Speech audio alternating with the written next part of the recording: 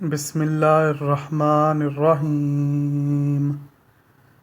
تاریخ اہل بیت کی شہادتوں کے پرسوز واقعات سے بھری پڑی ہے، جس کو بیان کرنا اور سننا کسی کے بس کی بات نہیں ہے۔ اسی طرح جنت کے وارث اور نواسۂ رسول حضرت امام حسن رضی اللہ تعالیٰ عنہ کی شہادت کا واقعہ بھی نہایت دل سوز اور درد بھرا ہے۔ ناظرین گرامی، 15 رمضان المبارک 3 ہجری کو شہزادہ حضرت امام حسن سورہ کوثر کی پہلی تفسیر بن کر حضرت علی شیر خدا اور خاتون جنت حضرت فاطمہ کے ذہن میں جلوہ افروز ہوئے۔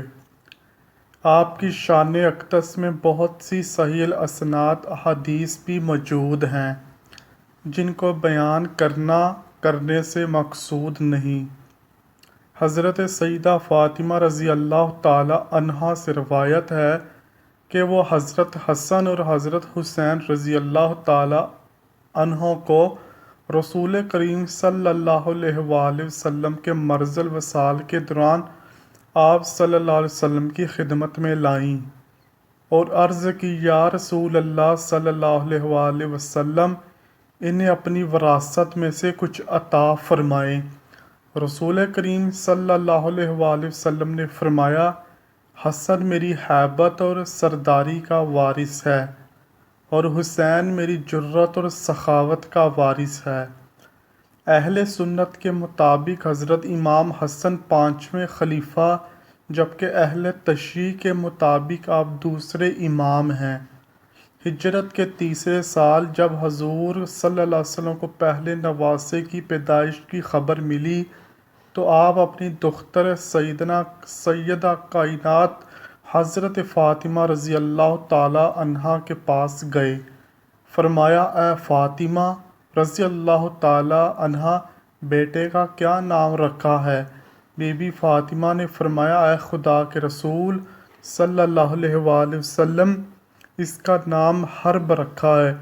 اللہ کے نبی صلی اللہ علیہ وآلہ وسلم نے فرمایا، نہیں بیٹی، میرے پیارے نواسے کا نام حسن ہے۔ 7ویں روز آپ کا عقیقہ کیا گیا اور سر کے بال کٹوا کر ان کے وزن کے برابر چاندی خیرات کی گئی۔ آپ کے بابا حضرت علی شیر خدا کی شہادت کے بعد آپ منصب امامت پر فائز ہوئے۔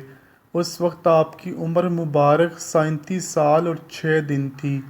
حضرت علی کی شہادت کے بعد عبداللہ ابن عباس رضی اللہ تعالی عنہ کی تحریک کے بعد قیس ابن سعد عبیدہ انصاری نے حضرت امام حسن رضی اللہ تعالی عنہ کے ہاتھ پر بیعت کر لی۔ قیس ابن سعد انصاری رضی اللہ تعالی عنہ کے حضرت امام حسن رضی اللہ تعالی عنہ کی بیعت کرنے پر جتنے بھی لوگ وہاں موجود تھے، سب نے حضرت مولا حسن رضی اللہ تعالی عنہ پر بیعت کر لی۔ وہاں تمام حاضرین کی تعداد تقریباً 40,000 تھی۔ یہ واقعہ 21 رمضان 40 ہجری بروز جمعۃ المبارک کو پیش آیا۔ ابن عباس رضی اللہ تعالی عنہ نے کھڑے ہو کر تقریر کی اور لوگوں کو بیعت کی دعوت دی۔ سب نے خوشی خوشی سے بیعت کر لی۔ آپ نے آنے والے وقت کا اندازہ لگایا اور وہاں تمام حاضرین سے شرط رکھی، اگر میں تم لوگوں کو کہوں کہ جنگ کرو تو تم جنگ کے لیے تیار ہو جانا، اور اگر میں صلح کروں تو تم صلح کر لینا۔ سب نے اس شرط پر لبیک کہا۔ اس کے بعد حضور نبی کریم صلی اللہ علیہ وآلہ وسلم کی حدیث کی روشنی میں، میرا بیٹا حسن 2 گروہوں میں صلح کروائے گا اور جنگ و جدال اور خون ریزی کو روکے گا۔ ایک معاہدے کے تحت خلافت سے دستبردار ہوئے۔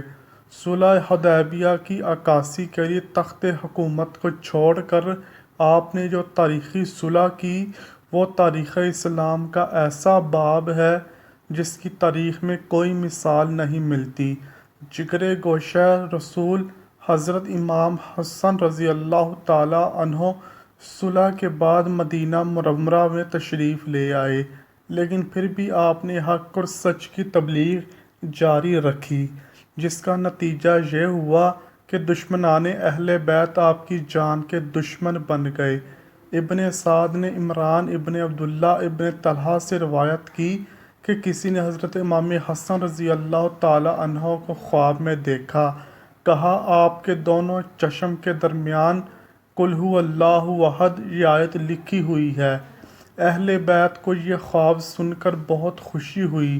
جب یہ خواب حضرت سعید بن مسیب کے سامنے بیان کیا گیا تو انہوں نے فرمایا اگر یہ خواب آپ نے واقعی دیکھا ہے جو آپ بیان کر رہے ہیں تو نواسہ حضرت رسول حضرت امام حسن رضی اللہ تعالی عنہ کی زندگی کے چند روز ہی باقی ہیں۔ یہ تعبیر صحیح ثابت ہوئی۔ جادہ بنت شاس جو امام حسن کی بیوی تھی، اس کو کسی نے انعام و اکرام کا لالچ دے کر امام حسن کو زہر دلوا دیا۔ جب آپ کو قے آتی تھی تو قے کے ساتھ آنتیں کٹ کٹ کر خارج ہوتی۔ جادہ شاس بن قیس کی بیٹی تھی۔ دوسری صدی ہجری کے مورخ احمد بن یحییٰ بلازری کے مطابق وہ اپنے باپ اشعث کے نیزنگ کی وجہ سے امام حسن کی زوجیت میں آئی۔ حضرت امام علی شیر خدا نے اشعث سے چاہا کہ وہ امام حسن کے لیے اپنے بھائی سعید بن قیس کی بیٹی ام عمران کا رشتہ طلب کرے۔ اشعث نے چالاکی کا مظاہرہ کرتے ہوئے سعید کو بیٹے محمد کا رشتہ دے دیا اور حضرت علی کو ان کے بیٹے حضرت امام حسن کے لیے اپنی بیٹی جادہ کی تجویز دی۔ ناظرین گرامی، جادہ کا امام کو زہر دینے کے بعد جو حال ہوا وہ بتانے سے پہلے حضرت امام حسن کی شہادت کی منظر کشی کرتے ہیں۔ چنانچہ حضرت امام حسین نے دیکھا کہ ان کے بھائی حضرت امام حسن رضی اللہ تعالیٰ عنہ کو گھبراہٹ اور بے قراری زیادہ ہے اور سیمائے مبارک پر حزن و ملال کے آثار نمودار ہیں۔ یہ دیکھ کر حضرت امام رضی اللہ تعالیٰ عنہ نے تسکین خاطر مبارک کے لیے عرض کیا، اے برادر گرامی، آپ کیوں رنجیدہ ہیں؟ بے قراری کا کیا سبب ہے؟ حضرت امام حسن فرمانے لگے، اے میرے بھائی، میں کچھ ایسے امر میں داخل ہونے والا ہوں جس کی مثل اب تک داخل نہیں ہوا تھا، اور خلق الہی عز و جل میں ایسی خلق کو دیکھتا ہوں جس کی مثل میں نے کبھی نہیں دیکھی، اور اس کے ساتھ ہی آپ نے حضرت امام حسین کو پیش آنے والے واقعات اور کوفیوں کی بدسلوکی اور ایذا رسانی کا بھی تذکرہ کیا، اور حضرت امام حسین کو گلے لگا کر زور سے رونے لگے۔ اس سے معلوم ہوتا ہے کہ اس وقت آپ کی نظر کے سامنے کربلا کا ہولناک منظر اور حضرت امام حسین کی تنہائی کا نقشہ پیش تھا، یعنی خود تو موت و حیات کی کشمکش میں ہیں لیکن بھائی کی آنے والی زندگی کے غموں پر رو رہے ہیں۔ اللہ اکبر! حضرت امام حسن کی ہمت اور منزلت کیسی بلند و بالا ہے کہ آپ اپنی سخت تکلیف میں مبتلا ہیں، آنتیں کٹ کٹ کر نکل رہی ہیں، نزاع کی حالت ہے، مگر انصاف کا بادشاہ اس وقت بھی اپنی عدالت و انصاف کا نہ مٹنے والا نقشہ صفحہ تاریخ پر ثبت فرماتا ہے۔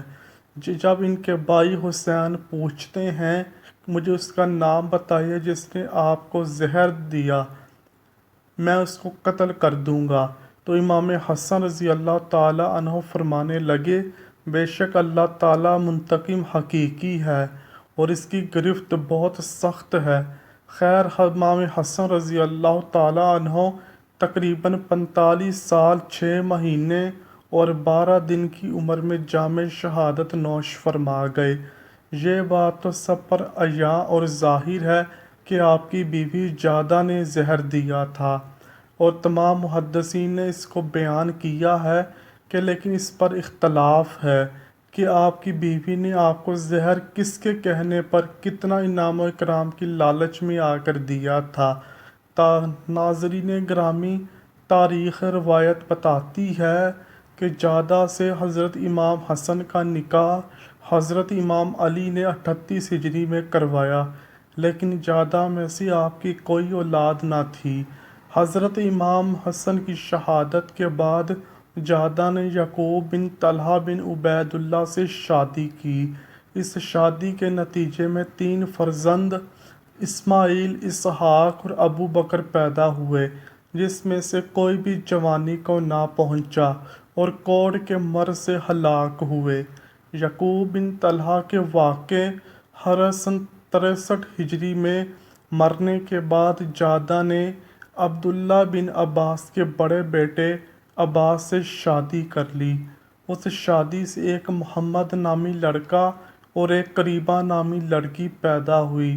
لوگ ان دونوں بچوں کو بنی مستعمل ازواج یعنی شوہر کو زہر دینے والی عورت کہہ کر پکارتے تھے، لیکن بدقسمتی یہ ہے کہ دونوں کو بھی کوڑ کے مرض لگا اور اسی حالت میں مر گئے اور جادہ کی نسل ہی ختم ہو گئی۔ ابن سعد اور ابن عساکر نے لکھا، جادہ کی موت انتہائی زہریلے سانپ کے کاٹنے سے ہوئی، ایسا زہریلا سانپ کہ جس کے کاٹنے سے جادہ کی شکل ہی بدل گئی۔